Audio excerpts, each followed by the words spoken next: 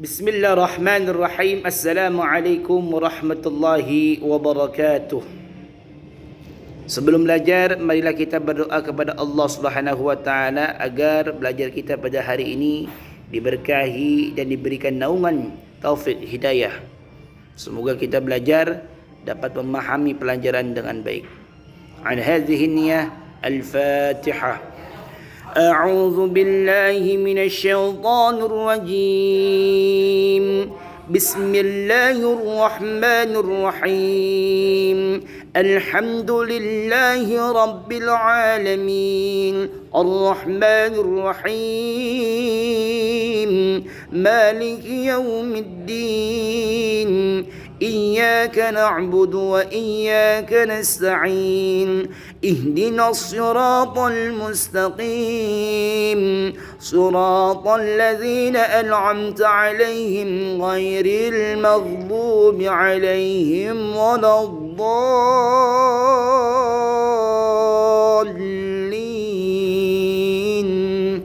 آمين رضيت بالله ربا وبالإسلام دينا وبمحمد نبيا ورسولا اللهم انفعني بما علمتني وعلمني ما ينفعني وزدني علما وارزقني فهما وألحقني بالصالحين رب اغفر لي ولوالدي وارحمهما كما ربياني صغيرا وصلى الله على سيدنا محمد وعلى آله وصحبه وسلم والحمد لله رب العالمين. Pada hari ini kita belajar berkaitan dengan beriman kepada Allah dan Rasulnya di halaman 11 pelajaran kedua.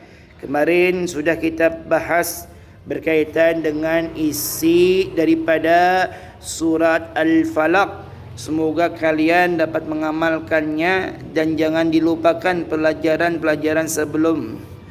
Pelajaran-pelajaran sebelumnya agar kalian dapat memahami daripada pelajaran agama dengan baik. Jangan lupa diamalkan di dalam kehidupan kita sehari-hari. Beriman kepada Allah. Al-iman huwa yakin. Iman itu adalah keyakinan. Al-iman bil qalbi, iman tumbuh di dalam hati, lalu diucapkan di dalam lisan, diamalkan di dalam perbuatan kita. Al-imanu bi qalbi, qalbi itu adalah hati, wa iqrar bil lisani, dan diikrarkan, diucapkan di dalam mulut kita, lisan kita. Wa amalun bil arkan, dan dilaksanakan di dalam perbuatan. Apa yang kita lakukan di dalam hal kebaikan adalah keimanan kita, keyakinan kita. Karena kebaikan adalah daripada kewajiban kita selaku umat yang beriman, selaku umat yang bertakwa kepada Allah Subhanahu wa taala. Pelajaran hari ini adalah beriman kepada Allah dan Rasulnya. Allah adalah ilah, Allah adalah ilah, Tuhan yang tiada duanya. Hanya Dia yang kita wajib sembah, hanya Dia yang wajib kita meminta, hanya Dia yang kita bermohon kepada Allah Subhanahu wa taala. Hanya Dia yang dapat kita meminta dan kita memohon kepada Allah Subhanahu wa taala. Jangan sampai kita menduakan Allah. Menduakan Allah termasuk perbuatan syirik. Syirik adalah yang menduakan Allah. Allah dijadikan yang kedua. Lalu yang disembah adalah makhluknya. Itu yang membuat Allah murka, Allah marah kepada kita. Ya, jangan sampai kita membuat Allah marah. Jangan sampai ya kita membuat Allah murka lantaran kita apa? Ingkar kepadanya. Enggak mau beribadah kepadanya. Hanya ya meminta daripada selain kepada Allah Subhanahu wa taala. Itu hal yang membuat Allah murka, Allah marah. Jadikan Allah itu Al-Khaliq yang dapat kita sadarkan, oh iya, bahwasanya Allah itu adalah yang menciptakan kita, Al-Khaliq yang Maha Pencipta, yang menguasai alam raya ini dan isinya, yang ada di langit dan yang ada di bumi. Itu semuanya milik Allah, termasuk diri kita manusia yang hidup di bumi ini harus taat kepada Allah Subhanahu wa taala. Allah telah memberikan alam ini untuk apa? Untuk kita manusia, yang memberikan nikmatnya kepada kita.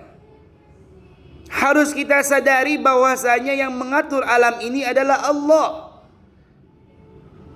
Yang diperintahkan oleh Allah Subhanahu wa taala adalah manusia.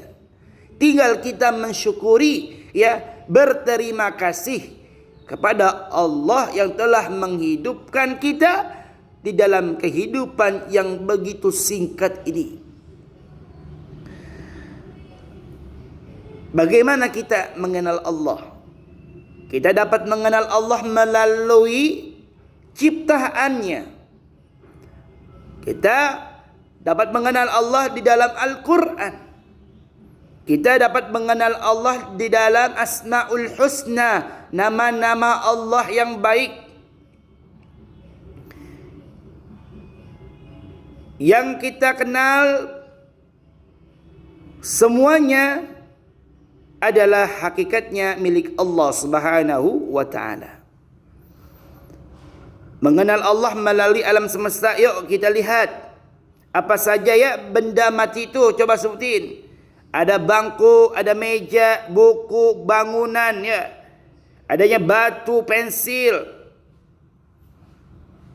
Itu semuanya adalah ciptaan Allah hakikatnya. Yang menciptakan Allah, yang membuat adalah manusia. Bangku, ya, meja tuh dibuat oleh kita, termasuk pensil. Kita yang menciptakan, ya, kita yang buat, tetapi hakikatnya Allah yang memberikan, yang menciptakan semuanya, termasuk diri kita ini adalah ciptaan Allah. Hanya saja, ya, kita diperintahkan untuk apa? Untuk luas di dalam memahami hakikat kehidupan di dunia ini. Alhamdulillah tuh, ya, ada manfaat-manfaatnya. Yang kita ciptakan ini ya hal yang baik. Itu adalah apa? Bentuk daripada beriman kepada Allah. Menciptakan hal-hal yang baik dan bermanfaat bagi manusia lain, dan khususnya untuk diri kita sendiri. Dan yang kita kenal dari benda hidup apa saja? Ada pohon, ya, ada binatang, ada manusia. Kita bisa mengenal Allah dari hal-hal itu. Coba perkembangan daripada tumbuhan, dari mulai benih, ya, yang kita tanam hingga apa? Hingga tumbuh kembang dan subur, dan dapat kita rasakan kenikmatan daripada tumbuhan itu. Ada tumbuhan yang dapat menumbuhkan buah-buahan, ada yang dapat menumbuhkan sayur-sayuran. Itu semuanya bermanfaat untuk kita manusia. Adanya binatang untuk menemani daripada perjalanan manusia di kehidupan dunia yang fana ini, yang sementara ini. Adanya apa? Sapi dapat dijadikan manfaat untuk manusia, baik susunya, dagingnya, hingga kulitnya, sampai dengan kotoran sapi pun dapat bermanfaat untuk manusia. Dapat menyuburkan tanaman-tanaman yang apa? yang dirawat oleh manusia. Dijadikan pupuk ya. Tuh, dari kotoran sapi. Alhamdulillahi Rabbil Alamin. Kalimat ini adalah kalimat rasa syukur kita kepada Allah. Jangan sampai segala pujinya hanya apa? Hanya kepada diri kita. Ingat, semua yang kita lakukan ini adalah hakikatnya untuk ibadah, taat kepada Allah. Karena ibadah sebagai bentuk daripada keimanan, kepercayaan kita kepada Allah Subhanahu wa ta'ala. Kita menanam itu ibadah, kita bertani itu ibadah, kita berternak itu ibadah, ya, kita belajar itu ibadah. Semuanya hakikatnya adalah ibadah, taat kepada Allah Subhanahu wa ta'ala. Seorang sahabat Nabi bertanya kepada Rasulullah, apa arti iman? Rasulullah menjawab, beriman artinya percaya. Beriman atau iman artinya percaya kepada Allah sebagai Tuhan semesta alam. Beriman kepada Allah artinya percaya kepada Allah. Buktinya mana? Buktinya adanya Allah adalah adanya alam semesta dan semua isinya. Al-Quran telah menjelaskan adanya Tuhan dan nama-namanya. Adanya alam semesta termasuk bumi yang kita huni sekarang ini adalah bukti adanya Allah. Alam semesta ini berisi benda-benda. Di dalam pelajaran ilmu pengetahuan terdapat benda mati, benda yang tidak dapat bergerak, benda yang tidak dapat bertumbuh kembang, dan benda yang tidak dapat bernafas. Itu adalah yang disebut dengan benda mati. Juga ada yang disebut dengan benda hidup. Apa saja benda hidup? Tumbuh-tumbuhan yang berkembang, yang bernafas. Yang bertumbuh adalah tumbuh-tumbuhan. Yang berkembang apa? Manusia dan seluruh penghuni makhluk yang Allah ciptakan. Semisal adanya manusia, tumbuhan, ya, hewan, itu adalah termasuk yang dapat bertumbuh kembang dan bernafas. Semua unsur yang ada di dalam kehidupan ini adalah Allah yang menciptakannya. Coba kita simak percakapan ya Ahmad dan ibunya. Bu, apa benar semua yang ada di alam ini buatan Allah? Oh iya benar. Bukankah meja, lemari, pensil, baju dan sepatu buatan manusia? Kamu betul anakku. Kelihatannya kamu belum yakin. Kalau begitu ibu ceritakan bagaimana benda-benda itu adalah milik Allah. Ibunya bercerita, dengarkan baik anak-anakku. Meja itu buatan manusia. Meja terbuat dari pohon kayu. Ada kayu mahoni, kayu jati dan sebagainya. Akan tetapi ingat anakku, yang menumbuhkan kayu bukan manusia, melainkan Allah pemilik alam raya ini. Meskipun kita tidak terlihat yang menumbuhkan pohon itu, tetapi semua orang pasti percaya bahwa yang menumbuhkannya adalah Allah. Oh begitu. Sekarang aku sudah paham dan yakin, Bu.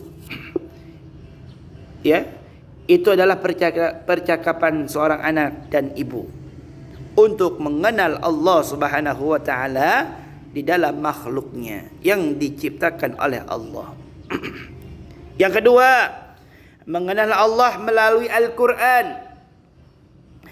Dzalikumullahu rabbukum la ilaha illahu khaliqu kulli syai'in fa'buduh wa huwa ala kulli syai'in wakil.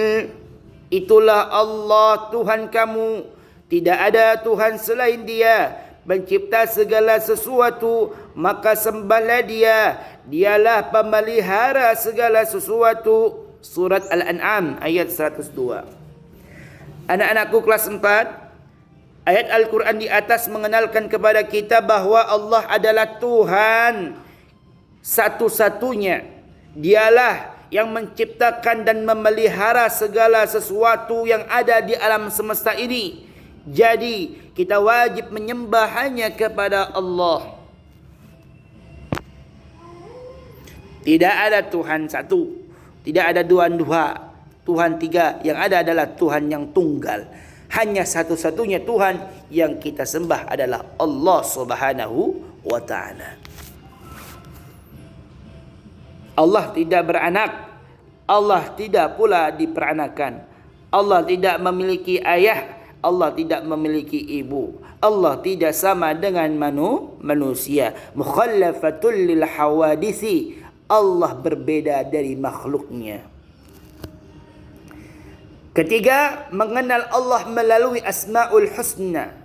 Untuk bisa mengenal sesuatu biasanya melalui nama-nama.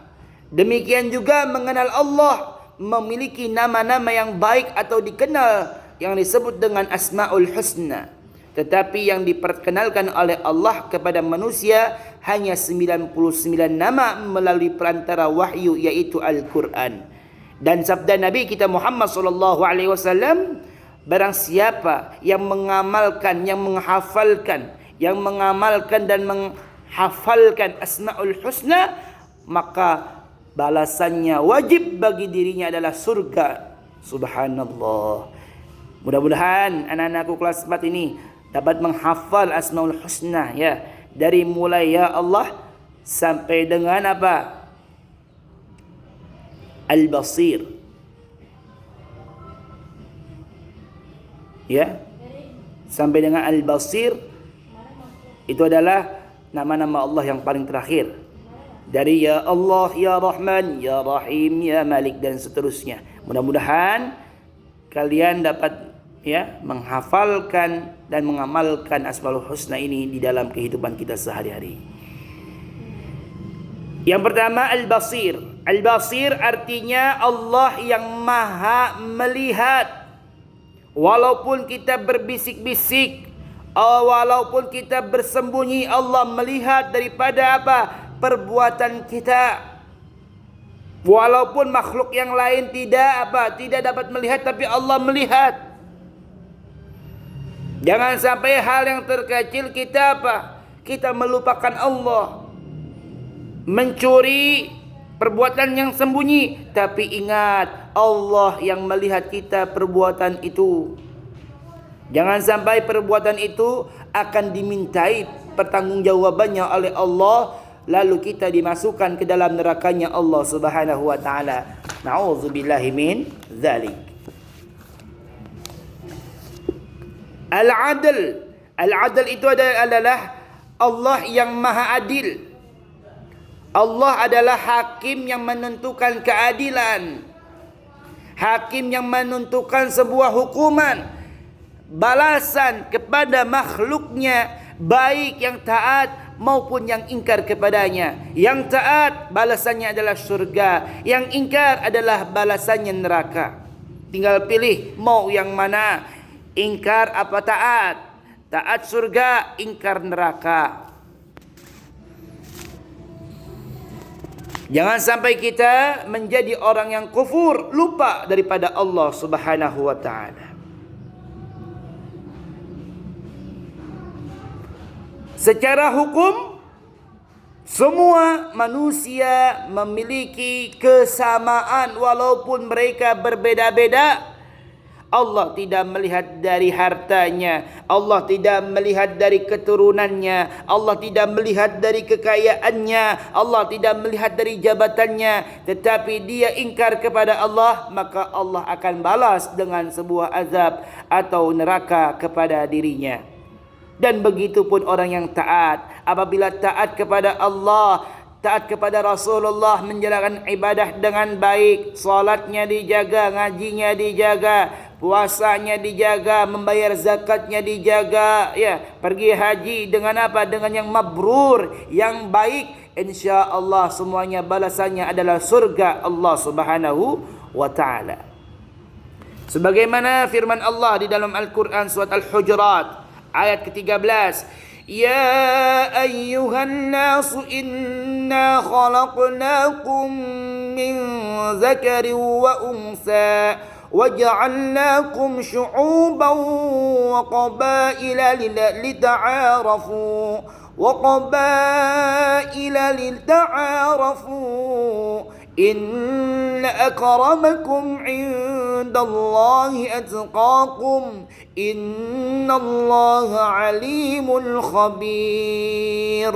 Wahai manusia, sungguh kami telah menciptakan kamu dari seorang laki-laki dan seorang perempuan. Kemudian kami jadikan kamu berbangsa-bangsa dan bersuku-suku agar kamu saling mengenal. Sesungguhnya yang paling mulia di antara kamu di sisi Allah ialah orang yang paling bertakwa. Sungguh Allah yang maha mengetahui lagi maha teliti. Kemudian yang ketiga, Asmaul Husna Al-Azim. Apa itu Al-Azim? Allah yang maha agung. Hanya Allah yang maha agung yang tidak membutuhkan pertolongan. Dia yang memenuhi semua kebutuhan makhluknya. Manusia membutuhkan pertolongannya dan membutuhkan pertolongan orang lain. Manusia tidak bisa hidup sendirian dengan memahami sifat Allah Al-Azim. Maka kita akan selalu mengagungkan tanda-tanda kebesaran Allah dengan cara melaksanakan perintah dan menjauhi larangannya. Itu seputar daripada beriman kepada Allah Subhanahu wa taala. Tadi ada 3 aspek. Ya, yang pertama adalah apa? Yang pertama dengan cara mengenal Allah dari makhluknya yang diciptakannya. Yang kedua, dengan cara membaca, memahami Al-Quran. Yang ketiga, membaca, memahami dan mengamalkan daripada Asmaul Husna di dalam kehidupan kita. Allah Ar-Rahman, Allah yang maha pengasih. Maka selaku manusia wajiblah untuk berkasih sayang kepada sesama manusia dan alam yang Allah Subhanahu wa taala ciptakan. Ar-Rahim, Allah yang maha penyayang, maka sayangilah seluruhnya di dalam kehidupan ini dengan penuh rasa ta'zim, penuh dengan kehormatan, kebahagiaan dan saling guyub, saling akur di dalam menjalankan kehidupan dunia ini yang fana. Itu saja yang dapat Kafali sampaikan untuk kegiatan kalian, tugas kalian pada hari ini, ya.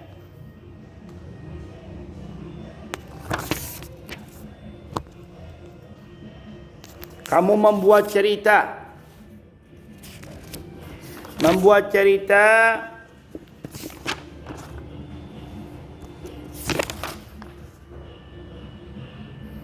pengamalan